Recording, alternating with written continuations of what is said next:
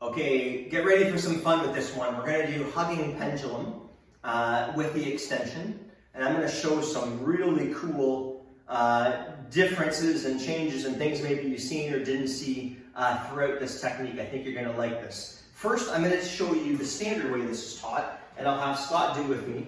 So we're in a right neutral bow, and the opponent is dragging up and doing a side kick. So basically, I'm going to shuffle back. I'm going to do my deflection. Now it's textbook, the right arm is underneath as I push. This could be a middle knuckle rake. And I side kick the back of the knee. I come through the neck or mastoid, and I do my heel palm claw. Try it one more time. So hugging pendulum, the standard way, okay? So we shuffle back.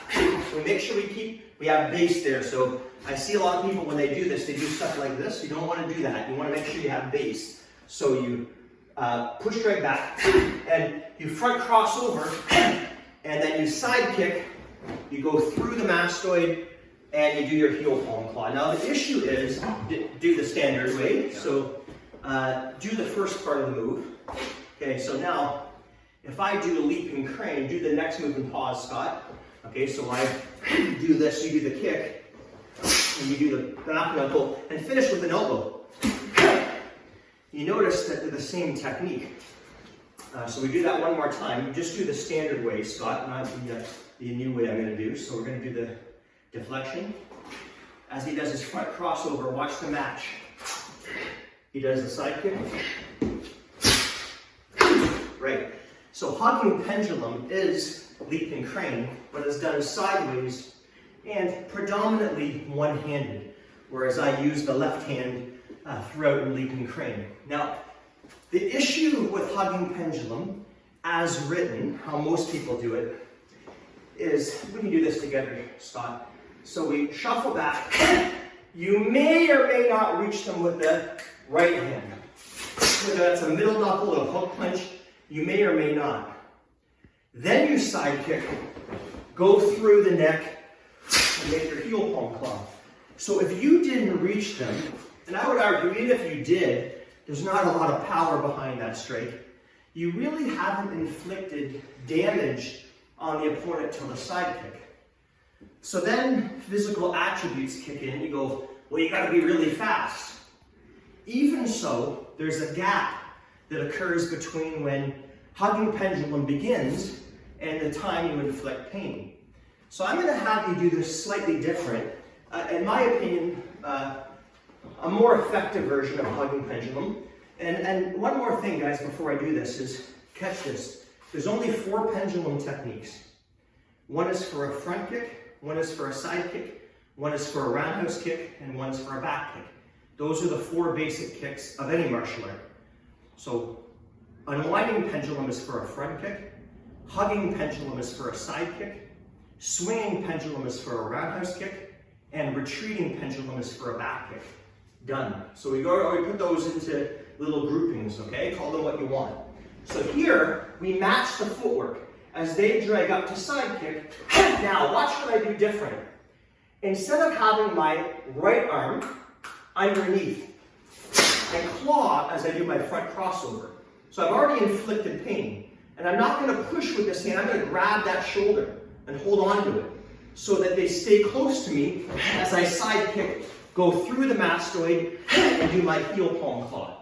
Okay, so now I'm filling the gap, so to speak, so I'm inflicting pain way quicker on the opponent. So we try this one more. We do our deflection, and now watch the right hand get on top. Not only have I inflicted pain, but my hand is perfectly in position now for the back knuckle and the heel palm claw.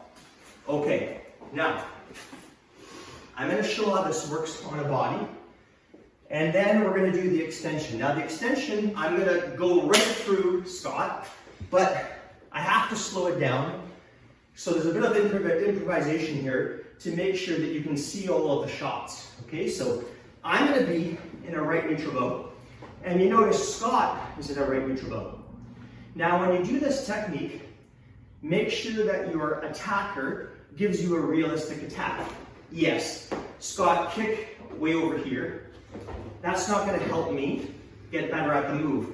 So even when you're first doing it, just have the person touch, yes, to the ribs. Okay, we get the idea. So what I'm going to do is kind of match his footwork. Now, I haven't inflicted pain, but when I cross over, I claw, and I latch onto this tight. I side kick to the back of his knee, I go through the mastoid, and I heel palm claw. Now, that's the base. In the extension, I'm going to take a little extra step to line me up for the second strike, which is the left outward heel palm claw. So move a bit this way. Okay, so he does the kick. I go, I hit him with that straight. So I've already got the pain in, be careful. I kick the back of his knee. Through the mastoid, I claw, and I step, and I claw, and I hook punch, boom, a roundhouse, see, nice spinning back kick, any available opening.